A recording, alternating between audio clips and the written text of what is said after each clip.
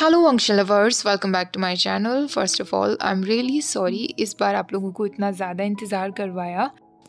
दरअसल मैं out of town थी, इसलिए कोई वीडियोस नहीं बना पा रही थी। मैंने इंस्टाग्राम पर अपडेट भी दी थी।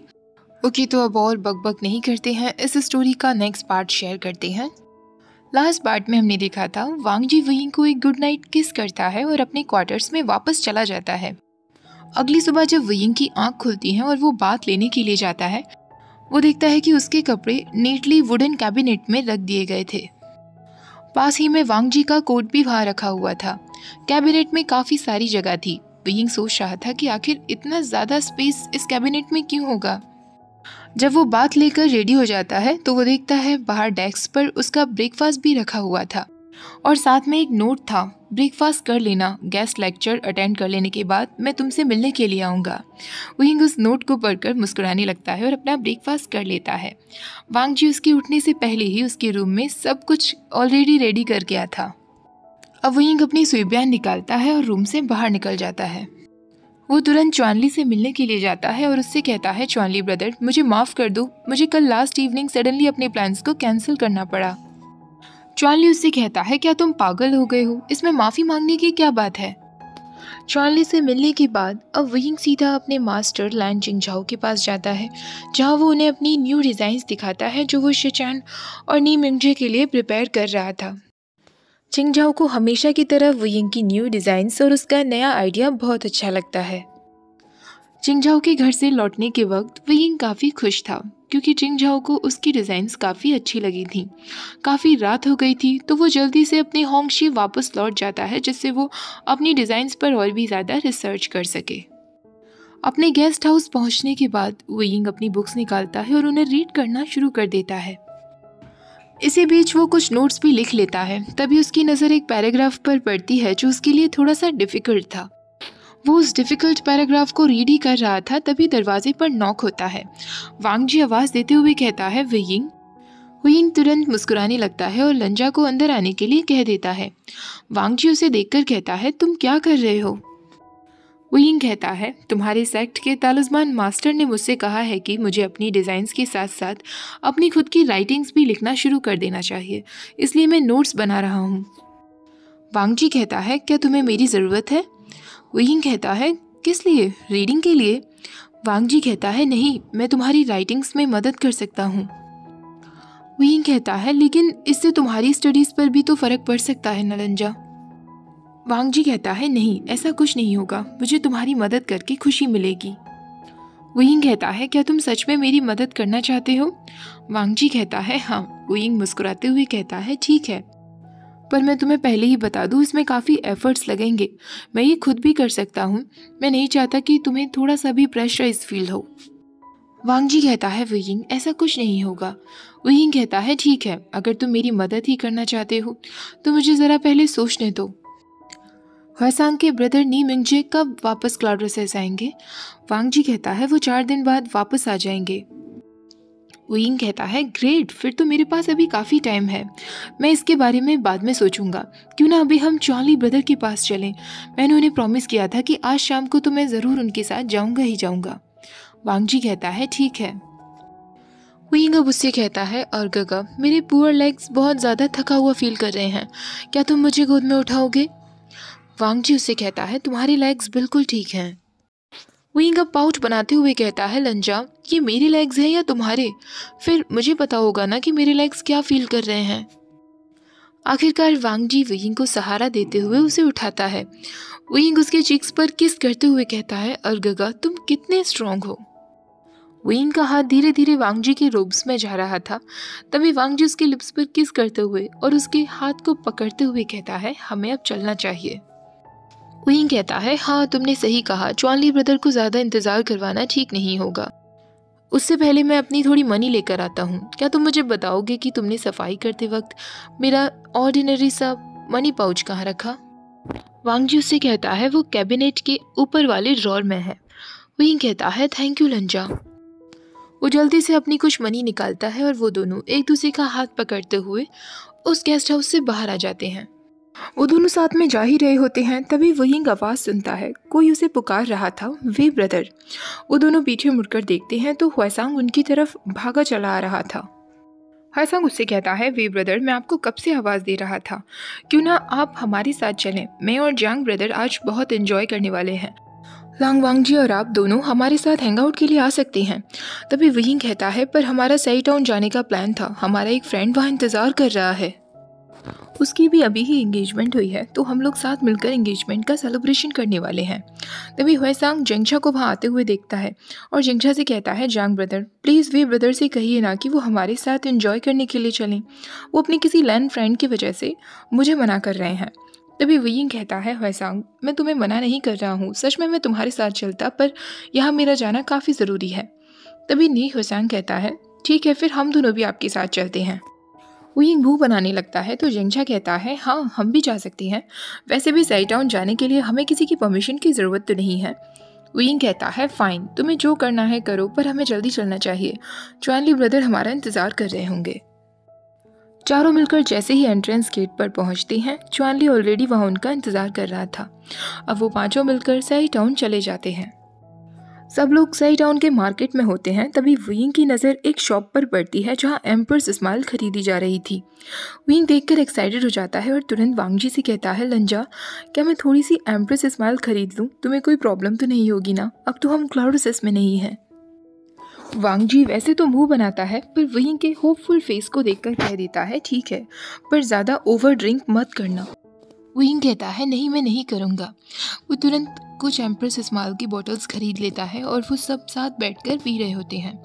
वांगजी सिर्फ वहींग के पास बैठा हुआ था, वो ड्रिंक नहीं कर रहा था। अब वो सब लोग बातें करने लगते हैं। चुआनली अपने फियांसे के बारे में सबको बता रहा था। तभी वहींग वांगजी से कहता है, लंजा, क्या तुम भी थोड़ी सी ड्रिंक टेस्ट करना चाहोगे? अगर तुम्हें टेस्ट अच्छा ना लगे तो तुम बिल्कुल मत पीना। वांगजी पहले तो मना कर देता है, पर वहींग के फेशियल एक्सप्रेशंस कुछ ऐसे थे कि वो वांगजी को कन्विंस कर ही लेता है। वांगजी ड्रिंक करने के लिए तैयार हो जाता है। वहींग उसके कप में वाइन करते हुए कहता है, मैं श्योर हूँ कि तुम्हें ये बहुत अच्छी लगेगी लंजा। वांगजी जैसे ही उस ड्रिंक को पीता है, वहींग उससे पूछता है, तुम्हें इसका टेस्ट कैसा लगा? चुआनली कहता है, मुझे तो टेस्ट काफ़ी अच्छा लग रहा है। सब लोग वांगजी के आंसर का इंतज़ार कर रहे थे, पर वांगजी एकदम शॉक्ड हो गया था और वो बस ऐसे ही देखे जा रहा था। वहींग उससे पूछता है, क्या हुआ लंजा, तुम्हें ये अच्छी नहीं लगी? अचानक से वांगजी का सिर टेबल पर जाकर लगता है और वो बेहोश हो जाता है। जेंगछा ये देखकर कहता है, ये सब क्या है? ये इतनी जल्दी ड्रंक तो नहीं हो सकता। दूसरी तरफ लैन चुआनली को भी जैसे जैसे वाइन का नशा होने लगा था, वो फालतू की हरकतें करने लगता है और ज़ोर ज़ोर से चिल्लाने लगता है। ह्वेसांग कहता है, चुआनली की भी हालत खराब हो रही है, लगता है लेंस को ड्रिंकिंग की बिल्कुल आदत नहीं है। अचानक से चुआनली ज़ोर ज़ोर से हंसने लगता है और दरवाजे की तरफ भागने लगता है। वहींग जेंगछा से कहता है, तुम क्या देख रहे हो, जल्दी से जाकर उसे पकड़ो, अगर ओल्ड लैन चिरैन को पता चला तो वो हमें जान से मार देगा। जेंगछा और ह्वेसांग लैन चुआनली को पकड़ने की कोशिश कर ही रहे होते हैं। उसी बीच वांगजी को होश आ जाता है और वो अचानक खड़ा हो जाता है। वहींग उसे देखकर कहता है, लंजा, थैंक गॉड तुम उठ गए, तुम अचानक सो क्यों गए थे? वांगजी अचानक से वहींग का हाथ पकड़कर उसे डिनर टेबल पर खींच कर लाता है और उसे चिकन सर्व करने लगता है। वहींग उससे पूछता है, लंजा, ये क्या कर रहे हो? वांगजी कहता है, तुम्हें ये पसंद है ना? वहींग कहता है, हाँ ये बहुत अच्छा है, पर मैं अभी खा चुका हूँ। पर वांगजी फिर भी उसे ऑर्डर देते हुए कहता है, ईट वहींग। वहींग बेचारा खाने लगता है। उसके बाद वहींग वहाँ से जाने लगता है, पर वांगजी उसकी वेस्ट को ग्रैब कर लेता है और उसे गोद में उठा लेता है। वहींग कहता है, लंजा, ये क्या कर रहे हो, मुझे नीचे उतारो। ह्वेसांग का ये सब देखकर बुरा हाल था और दूसरी तरफ जेंगछा चुआनली को संभालने में लगा हुआ था। वांगजी वहींग की एक नहीं सुन रहा था। वहींग उसे कहता है, लंजा स्वीट हार्ट, प्लीज़ एक अच्छे लड़के बनो और मुझे नीचे उतार दो, सब हमारी तरफ देख रहे हैं। पर वांगजी उसकी नहीं सुन रहा था। वो वहींग को पकड़कर खींचते हुए वहाँ से बाहर ले जाता है। ह्वेसांग हंसते हुए कह रहा था, आज का दिन तो सच में बहुत अच्छा है।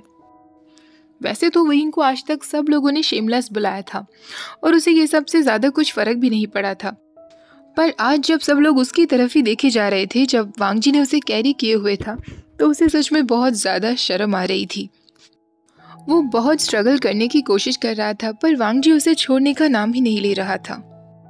फाइनली अब वो दोनों सही टाउन की एक पतली सी गली में थे जहाँ ज़्यादा भीड़ नहीं थी। विंग उससे कहता है, लंजा, गगा, प्लीज़ मुझे अब नीचे उतारो, मैं खुद चल सकता हूँ।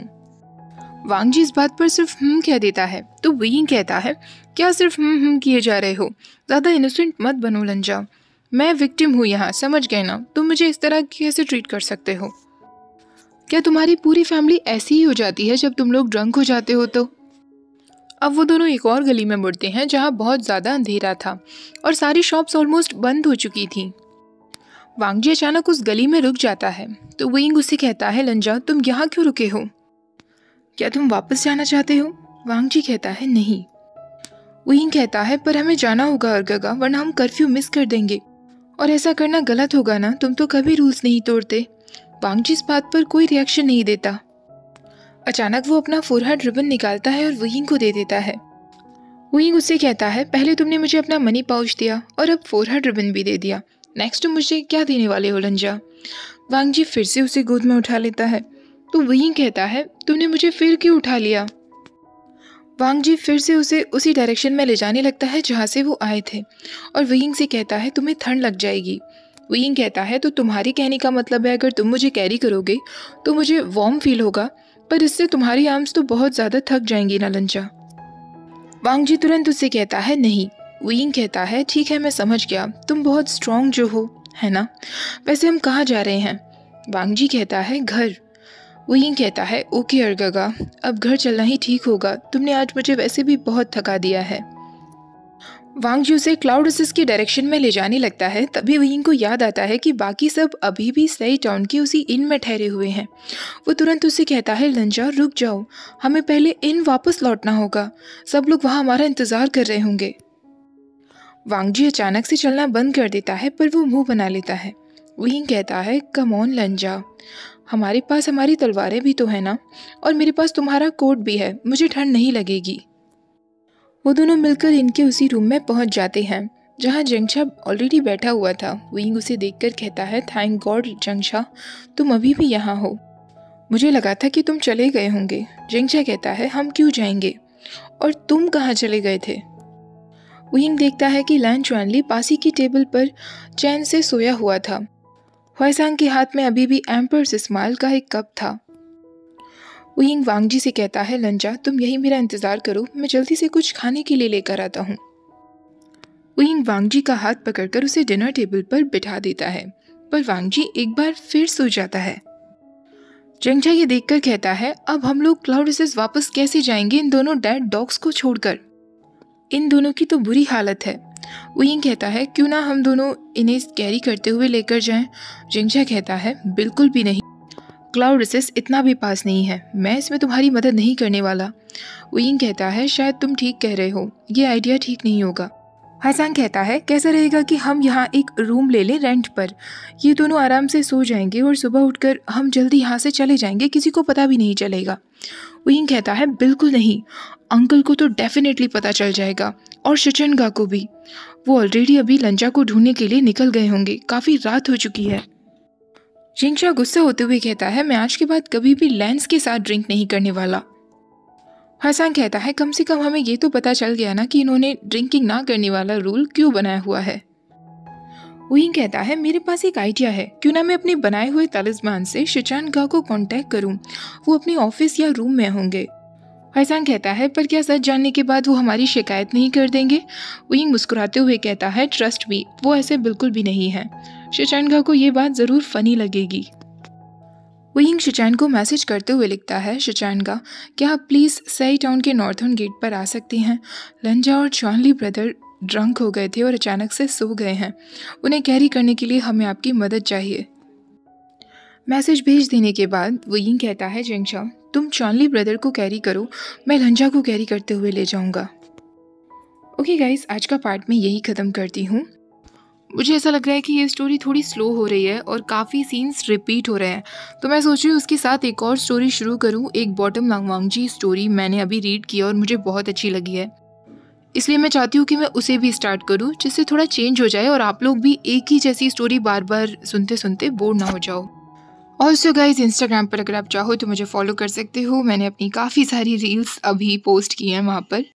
तो आप चाहो तो मुझे वहाँ फॉलो कर लेना, जिससे हम पर्सनली कनेक्टेड रह सकें। इंस्टाग्राम हैंडल आपको डिस्क्रिप्शन बॉक्स में मिल जाएगा। वीडियो अच्छी लगी हो तो प्लीज़ वीडियो को लाइक, शेयर, चैनल को सब्सक्राइब करना मत भूलेगा। Thank you for watching. Bye bye.